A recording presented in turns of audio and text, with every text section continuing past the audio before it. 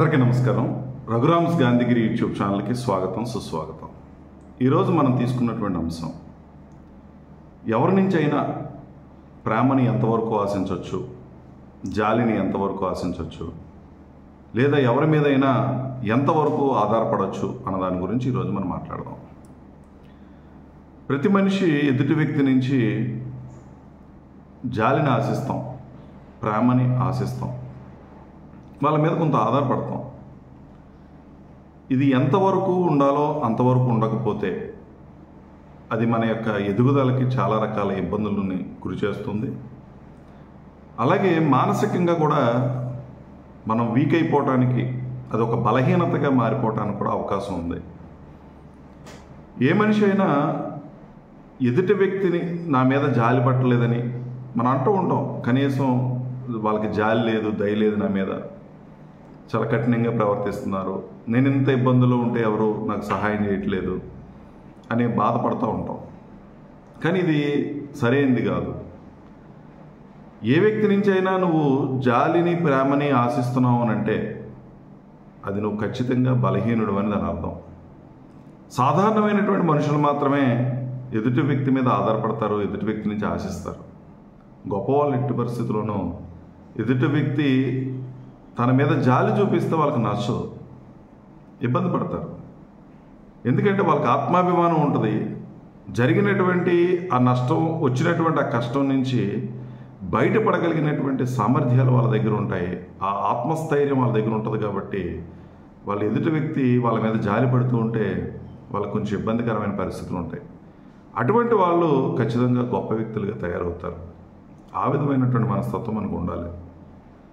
అలాగే ప్రేమ కూడా ఎదుటి వ్యక్తి నుంచి మనం ఆశించడం అనేది సరైనది కాదు. ఎందుకంటే ప్రేమ అంటే ఇచ్చేదే కానీ తీసుకునేది కాదు. ఈ వాస్తవాన్ని మనం గమనించాలి. ఏ ప్రేమ అయినా విఫలమైందంటే అర్థం ఏంటంటే ఎదుటి వ్యక్తి నుంచి వచ్చే దాంట్లో విఫలం అవుతుంది, కానీ ఇచ్చే దాంట్లో ఎట్టి పరిస్థితుల్లో విఫలం కాదు. ఎందుకంటే ప్రేమించేటటువంటి వ్యక్తి ఎప్పుడూ ప్రేమిస్తూనే ఉంటాడు.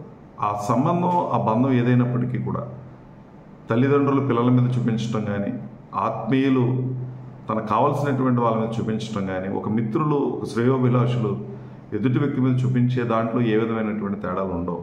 కానీ అటు నుండి వచ్చేటటువంటి దాంట్లోనే ఆ వ్యత్యాసాలు ఉండి ఆ బంధాలు విచ్ఛిన్నమయ్యేటటువంటి పరిస్థితి ఉంటుంది. అందుకని ఇది మనం ఒకసారి ఆలోచన చేయాలి. ఇక ఎదుటి వ్యక్తుల మీద ఆధారపడటం అనేది చిన్నతనంలో బాగానే ఉంటుంది. చదువుకునేటువంటి వయసు ఉన్నటువంటి పిల్లలు తల్లిదండ్రుల మీద ఆధారపడాలి, తప్పదు. ఎందుకంటే వాళ్ళ కాళ్ళ మీద వాళ్ళు నిలబడగలిగినటువంటి సామర్థ్యాలు వాళ్ళ దగ్గర ఉండవు, ఆ క్వాలిఫికేషన్స్ వాళ్ళ దగ్గర ఉండవు, ఆ వయసు వాళ్ళ దగ్గర ఉండదు. అలాగే గురువు దగ్గర నుంచి జ్ఞానాన్ని తీసుకునేటప్పుడు ఖచ్చితంగా గురువు మీద ఆధారపడాలి. నీ యొక్క నైపుణ్యాలు పెంచుకోవడం కోసం, నీ జ్ఞానాన్ని పెంచుకోవడం కోసం, సమాజంలో బ్రతకడానికి కావలసినటువంటి అన్ని రకాలైనటువంటి ఆ స్కిల్స్ నేర్చుకోవడం కోసం ఖచ్చితంగా ఎదుటి వ్యక్తి మీద ఆధారపడాలి. అయితే ఆధారపడేది ఎంతవరకు ఆ గురువు మీద కానీ, ఆ తల్లిదండ్రుల మీద కానీ ఆధారపడినటువంటి సమయంలో ఏ రకంగా నువ్వు నీ కాళ్ళ మీద నువ్వు నిలబడడానికి అవసరమైనటువంటి స్కిల్స్ అన్నీ నేర్చుకుంటున్నావా లేదా అనే ప్రయత్నం మనం చేయాలి.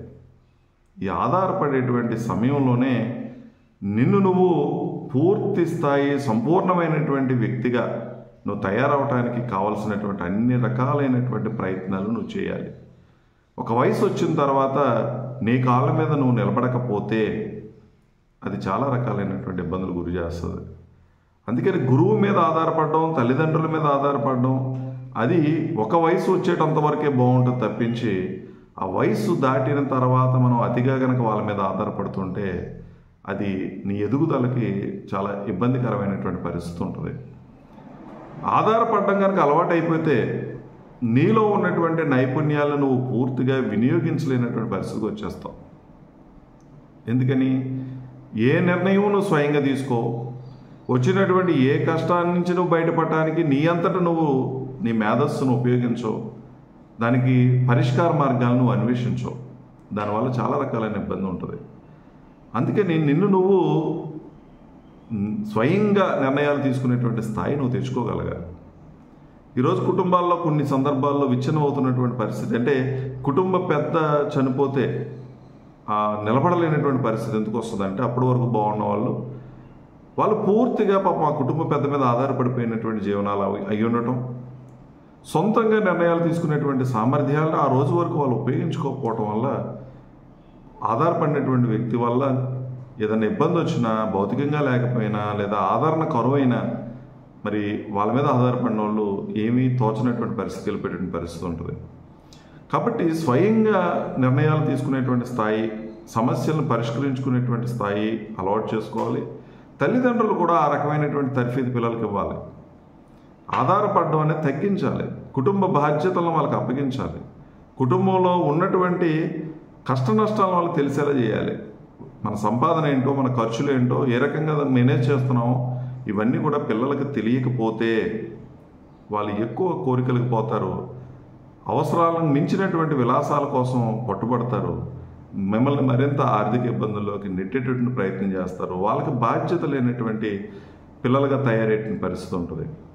కాబట్టి ఆధారపడటం అనేది కూడా మన వాళ్ళకి తగ్గించి చూపించాలి. కానీ మన భారతదేశంలో మరి ఈ విషయంలో కొంచెం తప్పు చేస్తున్నామని అనిపిస్తూ ఉంటుంది. చదువుకున్న తర్వాత ఉద్యోగం వచ్చేటంత వరకు తల్లిదండ్రులు పూర్తి బాధ్యత తీసుకుంటారు, వయసుతో సంబంధం లేకుండా. కొన్ని సందర్భాల్లో వివాహాలు అయిపోయిన తర్వాత కూడా, అంటే ఇక్కడ ఒకరికి ఎవరి బ్రతుకులు వాళ్ళు బ్రతకమని కాదు నేను చెప్పేటటువంటి విషయం. ఆర్థికంగా స్వతంత్రులు అవ్వాలి, నిర్ణయాలు తీసుకునే విషయంలో స్వతంత్రం అవ్వాలి. తల్లిదండ్రులను గౌరవించడం, తల్లిదండ్రులతో కలిసి ఉండడం అనేది ఖచ్చితంగా చేసి తీరాల్సిందే, అందులో అనుమానం లేదు. కానీ ఇక్కడ సమస్య వచ్చినప్పుడు ఆ సమస్యను పరిష్కరించుకోగలిగినటువంటి ఆర్థిక స్తోమత వాళ్ళ దగ్గర ఉండాలి. సామాజిక పరమైనటువంటి ఏదైనా సమస్యలు వస్తే దాన్ని పరిష్కరించుకోగలిగినటువంటి సామర్థ్యాలు వాళ్ళ దగ్గర ఉండాలి. అంతేగాని ప్రతి దానికి ఎవరో ఒకరిని సలహా చేసి వాళ్ళని ఆధారంగానే ముందుకెళ్ళేటటువంటి జీవనాలు అయితే మాత్రం భవిష్యత్తులో చాలా ఇబ్బందికరమైనటువంటి పరిస్థితులు వచ్చేటటువంటి పరిస్థితి ఉంటుంది. ఇక్కడ భారతదేశంలో కొంతమంది అసలు తల్లిదండ్రులను పట్టించుకోకుండా ఇండివిజువల్గా బ్రతికేసే ఒక రకమైతే, అసలు పూర్తిగా చివరి వరకు తల్లిదండ్రుల మీద ఆధారపడిపోయినట్టు ఒక రకం. ఒక ప్రభుత్వ ఉద్యోగస్తులు అయితే ఇక ఆ తండ్రి ఫంక్షన్ మీద ఆధారపడి జీవనాన్ని గడిపేసే వాళ్ళు కూడా చాలామంది ఉన్నారు, రిటైర్ అయిపోయిన తర్వాత కూడా. ఇది సరైనటువంటిది కాదు. ఎవరికి వాళ్ళు ఆధారపడకుండా బ్రతకగలిగినటువంటి స్థాయి తీసుకొచ్చుకోగలగాలి.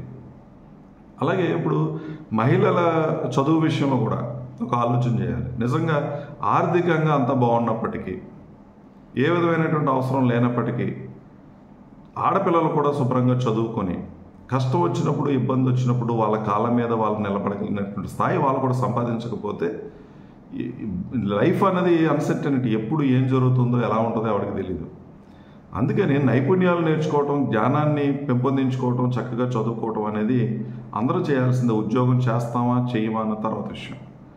కావలసినటువంటి జ్ఞానాన్ని మనం సంపాదించుకొని ఉన్నప్పుడు, జీవితంలో ఒడిదుడుకులు వచ్చినప్పుడు నీ జ్ఞానం నిన్ను బ్రతకడానికి పనికొస్తుంది, నీలో ఆత్మవిశ్వాసాన్ని పెంపొందించడానికి అది ఉపయోగపడుతుంది. కాబట్టి ఆ విధమైనటువంటి ఆ ఇండివిజువాలిటీ సంపాదించే ప్రయత్నం, ఆ క్వాలిఫికేషన్స్ పెంచుకునే ప్రయత్నం, నీలో ఉన్నటువంటి సామర్థ్యాలను పెంచుకునేటువంటి ప్రయత్నం ఖచ్చితంగా ప్రతి ఒక్కరూ చేయాల్సిందే, అందులో ఏ విధమైనటువంటి అనుమానం లేదు.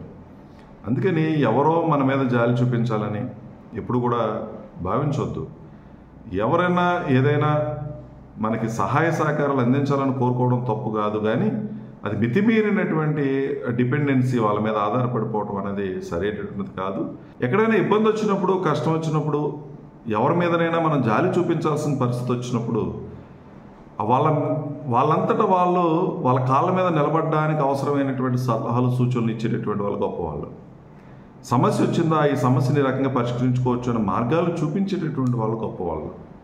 అంతేగాని వాళ్ళ మీద జాలి చూపించి వాళ్ళ బాధ్యతలన్నీ మనం నిర్వర్తిస్తూ వాళ్ళకి పూర్తి సహాయ సహకారాలు అందించేటటువంటి క్రమంలో ఆర్థికంగా నిలబడుతూ, అన్ని రకాలుగా నిలబడుతూ వాళ్ళని స్వతంత్రులు కాకుండా చేయటం అనేది కూడా సరైనటువంటిది కాదు. ఈరోజు తల్లిదండ్రులు చేస్తున్నటువంటి పని అదే. వాళ్ళు సరైనటువంటి విధంగా లేకపోతే వాళ్ళ పరిస్థితి పూర్తిగా పాపం వీళ్ళే అన్నీ వాళ్ళకి సమకూర్చేటటువంటి ప్రయత్నం చేయటం.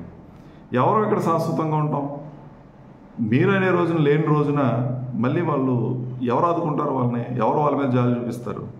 ఇది కూడా మనం ఆలోచన చేయాల్సిన అవసరం ఉంది. కాబట్టి ఈ విషయాలన్నింటినీ మనం గమనించి ఎప్పుడూ ఎవరో ఒకరి మీద ఆధారపడి బ్రతికేయాలి అనేటువంటి మనస్తత్వాలు ఎవరికైనా ఉంటే వాటిని వదిలేయండి. మనంతట మనం నిలబడాలి అనేటువంటి ఆలోచనతో ఉండాలి. ఎవరో ఇక్కడ శాశ్వతం కాదు. అయితే ఒక గొప్ప విషయం ఏంటంటే మనిషికి మరుపు అనేది ఒకటి ఉంటుంది. అందరం చనిపోతామని తెలిసినా కూడా అది ఎవరం కూడా మర్చిపోతాం. అలా మర్చిపోకపోతే జీవితం ముందుకు వెళ్ళదు. చచ్చిపోతాం, రోజు చచ్చిపోతాం, ఎప్పటికైనా చచ్చిపోతాం అనుకుంటే ఏది ఉండదు. కానీ మనిషి ఖచ్చితంగా చనిపోతాడు, మనం గుర్తుపెట్టుకోకపోయినా. ఎవరో ఇక్కడ శాశ్వతం కాదు. ఉన్నన్నాళ్ళు మన పని మనం సక్రమంగా నిర్వర్తించుకోవటం, మనకున్నటువంటి బాధ్యతలు మనం సక్రమంగా నిర్వర్తించడానికి అవసరమైనటువంటి వనరులను సమకూర్చుకోవటం మనిషి యొక్క ప్రధానమైనటువంటి కర్తవ్యం. విపరీతమైన విలాసవంతమైనటువంటి జీవితం లేకపోయినా కనీసమైనటువంటి అవసరాలకు కూడా ఎవరి మీద ఆధారపడకుండా మన కాళ్ళ మీద మనం నిలబడేటువంటి ప్రయత్నం చేయండి. ఎవరి మీద జాలి పడకండి, అలాగే ఎవరి మీద జాలిని ఆశించకండి ఎవరితో కూడా. అలా ఉన్నప్పుడే మనం గొప్పగా ఎదిగేటటువంటి పరిస్థితి ఉంటుంది. అయితే అసలు ఉండకూడదా ఈ ప్రేమ, ఈ జాలి, ఇవి తప్ప అంటే ఖచ్చితంగా ఉండాలి. మనిషిగా బ్రతకడానికి, మనిషిలో మానవత్వం బ్రతికుంది అని చెప్పడానికి ఖచ్చితంగా ఈ ప్రేమ, ఈ జాలి చూపించడం ఇవన్నీ అవసరమే, అందులో అనుమానం లేదు. కానీ మితిమీరిపోయి ఎదుటి వ్యక్తి మీద ఆధారపడటం, మితిమీరినటువంటి నీ ప్రేమ ఎదుటి వ్యక్తి మీద చూపించడం, నీ పిల్లల మీద చూపించడం వాళ్ళ యొక్క ఎదుగుదలకి అది అడ్డంకిగా మారేటువంటి పరిస్థితి ఉంటుంది. ఎంతవరకు సహాయం చేయాలో అంతవరకు చేయాలి. పిల్లల్ని కూడా కష్టపడినివ్వండి, ఇబ్బందులు వస్తాయా ఇబ్బంది పడినివ్వండి. నిజంగా ఇబ్బంది పడేటువంటి పరిస్థితి వచ్చినప్పుడు వాళ్ళ ప్రయత్నం చేసి కూడా ఆర్థికంగా ఇబ్బందులు వచ్చినా, లేకపోతే ఏదైనా సమస్య వాళ్ళ ప్రయత్నం చేసి పరిష్కరించుకోలేనటువంటి సమయంలో ఖచ్చితంగా మీరు నిలబడండి, ఆర్థికంగా సహాయాన్ని అందించండి. వాళ్ళు నిలబడడానికి అవసరమైనటువంటి అన్ని రకాల వసతులు కల్పించడం తప్పేం లేదు. ఆ రోజు విలువ ఉంటుంది. ఎందుకంటే వాళ్ళు ప్రయత్నం చేశారు, ప్రయత్నంలో పాపం వాళ్ళు విఫలమయ్యారు, ఆ రోజు మీరు అండగా నిలబడ్డారు, అది మంచి విషయమే. కానీ వాళ్ళకి కష్టం తెలియకూడదు, వాళ్ళు ఇబ్బంది పడకూడదు అని చెప్పి ముందుగానే మీరు కనుక ప్రయత్నం చేస్తే, ఈరోజు మనందరం చేస్తున్నటువంటి పెద్ద తప్పు అదే. నా పిల్లలు ఎక్కడ కూడా కష్టపడకూడదు, నా పిల్లలకి ఏ విధమైన ఇబ్బంది రాకూడదు, నేను ఎన్నో కష్టాలు పడి వచ్చాను, నేను కింద నుంచి ఈ స్థాయికి వచ్చాను, నా పిల్లలు అలా ఉండకూడదు అని వాళ్ళ గురించి మనం ఆలోచిస్తాం. దాన్ని ప్రేమ అని మనం అనుకుంటాం. 100% అది ప్రేమ అయినప్పటికీ కూడా అది వాళ్ళ ఎదుగుదలకి ఇబ్బందికరమైనటువంటి పరిస్థితి కింద ఉంటుంది. పిల్లలకి కష్టాలు తెలియాలి, నష్టాలు తెలియాలి, ఇబ్బందులు తెలియాలి. అలా తెలిసినప్పుడే వాళ్ళు రాటు తెలియటువంటి పరిస్థితి ఉంటుంది. ఎటువంటి సమస్యనైనా పరిష్కరించుకునేటువంటి అవకాశాలు ఉంటాయి. కాబట్టి ఆ విధమైనటువంటి అవకాశాన్ని వాళ్ళకి కల్పించి ఈ విపరీతమైనటువంటి జాలి చూపించడం, ప్రేమను చూపించడం మానుకోండి. ఎంతవరకు ఉండాలో అంతవరకు ఉండేటువంటి పరిస్థితిని మనం ముందుకు తీసుకెళ్తే ఖచ్చితంగా అందరి జీవితాలు కూడా బాగుంటాయి. కాబట్టి ఈ విషయాలన్నింటినీ గమనించి బ్యాలెన్స్ చేసుకుంటూ ఎంతవరకు ఏది మనం ఇవ్వాలి, ఎంతవరకు ఏది ఎదుటి వ్యక్తి నుంచి ఆశించాలి, జాలి కానీ ప్రేమ కానీ మనం జాగ్రత్తగా తెలుసుకొని కనుక ముందుకు వెళ్ళగలిగితే అందరి జీవితాలు బాగుంటాయి, అందరూ బాగుంటారు, అందులో ఏ విధమైనటువంటి అనుమానం లేదు. కానీ మితిమీరి మనం ఆశించడం కానీ మితిమీరి ఇవ్వటం కానీ అది సరైనటువంటిది కాదు. ఈ విషయాలన్నింటినీ కూడా గమనించి మన జీవితాల్లో నిజంగా మనం ఎవరి మీద ఎక్కువగా ఆధారపడిపోతుంటే మానుకోండి, స్వతంత్రులు కండి. ఏ పనైనా సరే ఇంట్లో చిన్న చిన్న పనులు కూడా అందరి మీద ఆధారపడిపోవడం, ఏది మనం చేసుకోగలిగినటువంటి వాటికి కూడా మీద ఎవరెవరి మీద ఆధారపడిపోయేటటువంటి పరిస్థితి కాకుండా మనం చేసుకోగలిగినవి అన్నీ కూడా మనమే చేసుకోగలిగినటువంటి పరిస్థితిలో మనం కూడా స్వతంత్రం అయ్యి నిలబడగలిగినటువంటి స్థాయి మనం తెచ్చుకొని ముందుకు వెళ్తారని ఆశిస్తూ ఓపికగా ఈ వీడియో చూసిన ప్రతి ఒక్కరికి పేరు పేరున ధన్యవాదాలు తెలియజేస్తూ సెలవు తీసుకుంటున్నాను. ఈ వీడియో మీకు నచ్చినట్లయితే లైక్ చేయండి, షేర్ చేయండి, కామెంట్ చేయండి. మరిన్ని వీడియోల కోసం ప్రక్కనే ఉన్న బెల్ ఐకాన్ ను క్లిక్ చేయండి. నా ఛానల్లో వచ్చే మరిన్ని ఇంట్రెస్టింగ్ వీడియోల కోసం సబ్స్క్రైబ్ చేయండి రఘురామ్స్ గాంధీగిరి యూట్యూబ్ ఛానల్.